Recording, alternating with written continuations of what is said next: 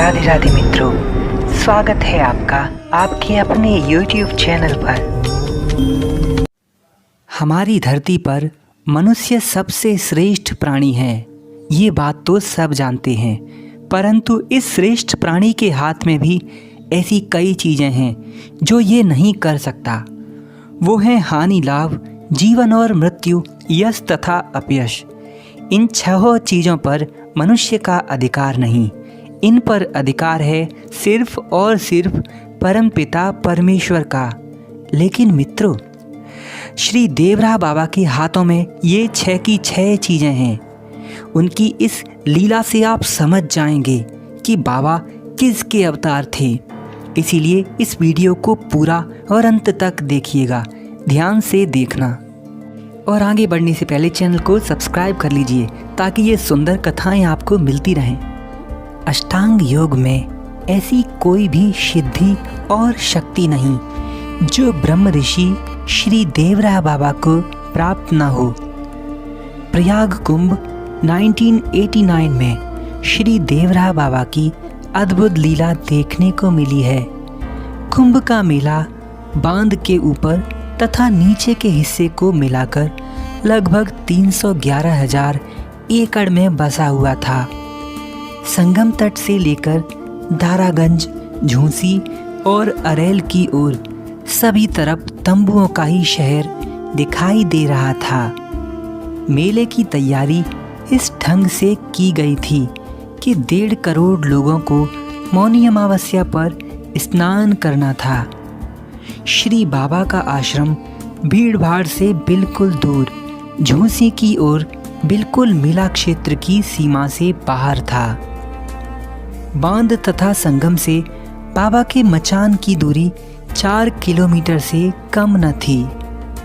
गंगा जी को पार करने के लिए 10 पेंटून ब्रिज बनाए गए थे और उन्हीं पुलों से गंगा मैया को पार करके भक्त बाबा के दर्शन करने जाते थे। इतनी दूरी के बाद भी लोगों का बाबा के आश्रम पर जाने वालों का तांता लगा रहता था।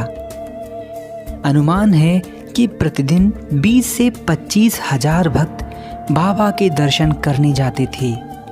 मुख्य पर्वों पर तथा उनके आसपास के दिनों में भक्तों की संख्या 1 लाख तक पहुंच जाती थी। मित्रों, क्या आपने सुना? प्रतिदिन श्री देवरा बाबा के दर्शन 1 लाख लोग तक कर लेते थे। एक ओर कुंभ मेले में आए सारे संत थे तो दूसरी ओर अकेले योगी सम्राट श्री देवरा बाबा। विश्व की ऐसी कोई शक्ति न थी जो श्री बाबा को सर न झुकाती हो। कभी कभी दर्शनार्थियों की इतनी अधिक भीड़ हो जाती थी कि लोग बाबा के मचान की ओर टूट पड़ते। दर्शन की होड़ लग जाती। हजारों हजार स्त्री पुरुष और बच्चे उमड़ पड़ते थे। राजनेता, वैज्ञानिक, दार्शनिक और बड़े अधिकारी, इनकी तो गिनती ही नहीं थी। परंतु बाबा के लिए सब बराबर थे। बाबा के मचान, उनके आश्रम का निर्माण 6 जनवरी 1989 से शुरू हो गया था। प्रयाग के उनके भक्त मचान तैयार करने में जुटे थे। ऐसे बहुत सारे भक्त जिन्होंने अपनी अलग अलग सेवाएं संभाल रखी थीं, तत्परता से बाबा के मचान की तैयारी में जुट गए थे। लेकिन इसी समय एक बहुत बड़ी घटना हो गई। 7 जनवरी को अचानक मौसम बदल गया। भयंकर एवं तेज हवाएं चलती रहीं, जिससे आश्रम तैयार करने में काफ़ी व्यवधान पड़ रहा था। रात को 10 बजे के करीब इतनी तेज आंधी आई कि मेले के 90% शिविर गिर गए थे और उनके अंदर पानी भी भर गया।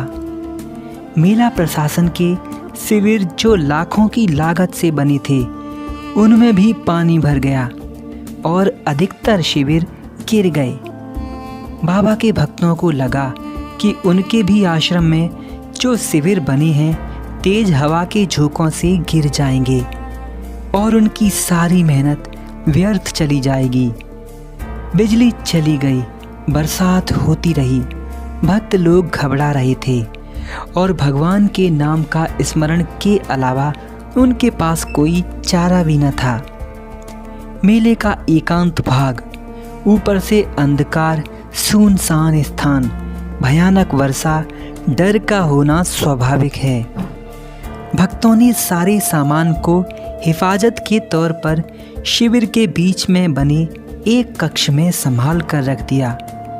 बाबा की कृपा, मौसम आया और आश्रम को प्रणाम कर वापस चला गया। बाबा के आश्रम निर्माण कार्य में कोई व्यवधान नहीं पड़ा। एक भी शिविर बाबा के आश्रम में, एक भी तंबू नहीं गिरा। मौसम खराब हो चुका था, फिर भी आश्रम बनाने का कार्य जारी रहा। बाबा के भक्त जगदीश बाबू के प्रयास से घास फूस तथा तंबुओं का आश्रम तैयार किया गया। बाबा के लिए मचान तैयार हो गया था। ऐसे ही बहुत भक्त जिन्होंने बहुत मेहनत करके घास फूस के तंबू तैयार किए थे, अब बाबा का इंतजार करने लगे। सभी की दृष्टि सिर्फ इसी टकटकी में देख रही थी कि बाबा कब आएंगे। इधर मेले में आने वाले भक्तों के द्वारा बाबा के आने की पूछताछ जारी थी। बाबा कब आ रहे हैं, उनका मचान कहाँ बन रहा है, आदि आदि जांच पड़ताल चल रही थी। बाबा के आश्रम के लिए गंगा जी के ऊपर उस पार सीधे एक सड़क गई थी। यद्यपि उनका स्थान मेला से बहुत बाहर था, परंतु मेला प्रशासन द्वारा सड़क, बिजली, पानी की व्यवस्था अवश्य की गई थी। उनके आश्रम के पास ही पुलिस की एक टुकड़ी के लिए अलग से शिविर था। लगभग सारे संसाधन उपलब्ध करवाए गए थे। 10 जनवरी को भी आश्रम का बचा कुचा काम होता रहा। आश्रम में खाना पकाने की जिम्मेदारी शेषमणि तिवारी पर थी। वे भी उसी दिन पहुंच गए। विद्युत अभियंताओं ने बाबा के आश्रम में जाकर बिजली की व्यवस्था की जांच की। मेलाधिकारी जानते थे कि बाबा का आशीर्वाद लिए बिना कुंभ मेले का काम निर्विघ्न नहीं हो सकता। उनको बड़ी चिंता थी, कैसे निपटेगा 1989 का ये महाकुंभ। श्री बाबा का मचान धुलकर तैयार हो गया। उनके मचान को पहले भली भांति गंगा जी के जल से धोया जाता था। बाबा की आज्ञा के अनुसार मंच की बराबर निगरानी की जाती थी कि कहीं उस पर चील, कौआ आदि आकर न बैठ जाएं, मचान दूषित न हो जाए। गंगा का कटान मचान की ओर था। यह भी एक चिंता का विषय था। भक्तगण चिंतित हो उठे थे कि यदि माँ गंगा ने मचान को अपना निशाना बनाया तो फिर दोबारा बनाने में बड़ी कठिनाई होगी। 12 जनवरी को भी ये चिंता लगातार बनी रही। पास में ही पुलिस कैंप स्थित था। वहाँ भी गंगा के कटान से खतरा उत्पन्न होने का भय था। रात भर चहल पहल रही। सब लोग मिलकर मजिस्ट्रेट के पास गए और ऐसी प्रार्थना की कि कुछ ऐसा इंतजाम किया जाए जिससे संकट की संभावना न हो। लेकिन जहाँ बाबा वहाँ संकट कैसा। संकट मोचन जहाँ है वहाँ संकट की कोई चिंता नहीं रहती। 13 जनवरी शुक्रवार को योगी सम्राट श्री देवरा बाबा कुंभ मेले में आ गए। मचान पर उनका प्रादुर्भाव हुआ। ऐसा लगा कि गंगा का पुत्र स्वयं लाखों श्रद्धालुओं की रक्षा करने के लिए आ गया हो। गंगा उन्हें खींच कर ले आई हो, चलो मेरे तट को सुशोभित करो। धर्मप्राण जनता को संभालो, अन्यथा मुझ पर श्रद्धा एवं विश्वास रखने वाले लोग गंगा की रेत पर तुम्हें ना पा करके बहुत निराश होंगे। सुबह 7:45 पर बाबा अपने आश्रम में पहुँचे और पहली साधना उन्होंने गंगा में स्नान करके पूरी की। बाबा के आश्रम में पहुंचते ही वातावरण धर्ममय हो गया। आश्रम जय सिया राम, जय जय सिया राम की ध्वनि से गूंज उठा। तब तक गंगा के कटान की चिंता व्याप्त थी। मेला प्रशासन परेशान था। गंगा में अचानक वृद्धि हो गई थी। गंगा जल इतना जल्दी कैसे बढ़ गया? गंगा के किनारे बसे अनेक कल्पवासियों को अपने शिविर उखाड़ने पड़े। पूरा मेला प्रशासन चिंतित था। अखबारों की सुर्खियों में निकलने लगा कि गंगा के कटान से कल्पवासियों को खतरा। ऐसी हेडलाइन पढ़ करके बहुत लोगों के मन आशंकित हो उठे। अब क्या होगा?